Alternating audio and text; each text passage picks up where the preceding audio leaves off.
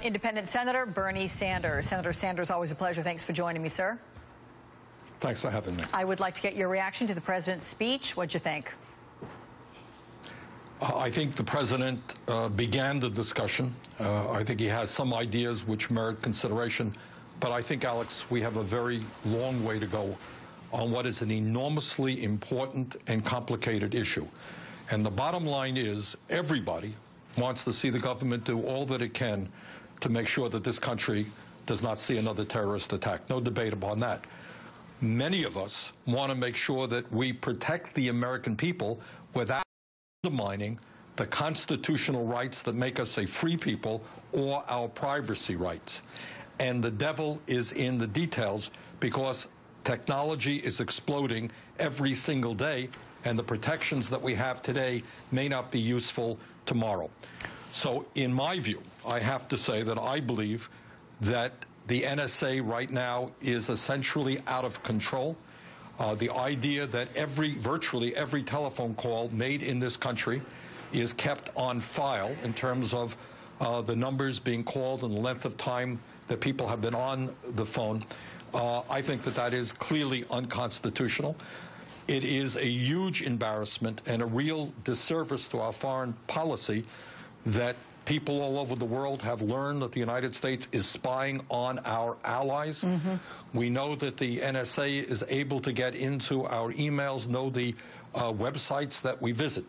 So the bottom line is we need to debate what is a free country. Are we comfortable knowing that the government, and by the way, not only the government, but the private sector, has so much information about us? Last point that I would make is that it is scary enough when you have law-abiding people running the NSA, and I think we have that today. I think these are serious people doing a very, very difficult job. Now, Alex, you tell me what happens if somebody like a Richard Nixon were to become president of the United States and say to his intelligence people, I want you to destroy my political opponents, give me all the information that you can. Think about that scenario for a moment. Yeah, no, very interesting. You're actually echoing the sentiments of George Packer in the New Yorker, who wrote a very, very interesting article, and there were some analogies made there. That said, sir, with regard to your first point I want to pick up, perhaps the biggest reform in the speech was the call for the NSA to no longer house the phone data that it collects, which would seem to go to your liking here, though the president failed to offer a specific alternative. So what about solutions? What are they? Well, that's exactly the point. I do not want to see the government house information on every phone call made in America. Where does that information go? How long does it stay? Who has it? The president also indicated that he wanted the FISA court to give approval before the NSA could get into that information, which is also a step forward. But you've raised the real question. Where does it go? How much difference does it really make? Do the private companies even want to be part of that process? So the president took a step forward, but we have a lot more work to do on that. The president has called on Congress, in terms of work, to pass legislation for all these reforms. So what are the chances of the House and Senate agreeing on something as complex and divisive as civil liberties? That is, I wish I could give you the answer. And I would say this, Alex. In my heart of hearts, I believe there are very few issues more important to the people of this country. I will be doing a town meeting right here in Vermont with some constitutional lawyers in a couple of weeks. Yep, February 1st, I would really hope my colleagues, yes, on the 1st. Mm-hmm. And I would hope my colleagues around the country would engage the American people. Look, I have talked to people, to be honest with you, Alex, in Vermont, who have said, you know what, I'm not a terrorist. I don't do anything illegal. I don't really care if the government listens to everything I do. And there are a lot of people who believe that. I don't agree with that. I worry very much about our kids growing up understanding and knowing that the government is watching everything they're doing, reading, has the potential to read emails. Mm-hmm. I don't think that makes us the free society we want to be. So we need a huge national conversation.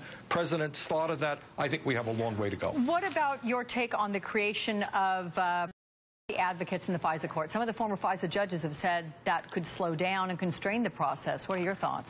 I think it's a step, I think it's a step forward.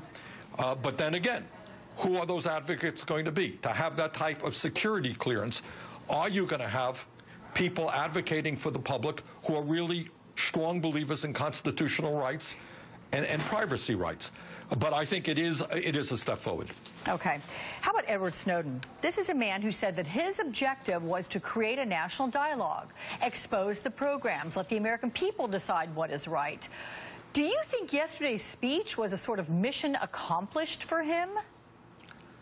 Well, this is what I think. I think two things about Snowden. I think the revelations that he provided, not only the United States, but people all over the world, was hugely important. No question about that. And would the President of the United States have made the speech that he made yesterday without Snowden's revelations? Of course he would not have. On the other hand, I have to say that when people work for intelligence organizations and they sign oaths of secrecy, I have a problem with people saying, well, you know, I will just release all the information I want. So what I kind of think is that the charges against Snowden by the government should be lessened. This guy is not a common criminal. He did something that people all over the world consider to be very, very important. I would hope that perhaps there could be a plea bargain with him.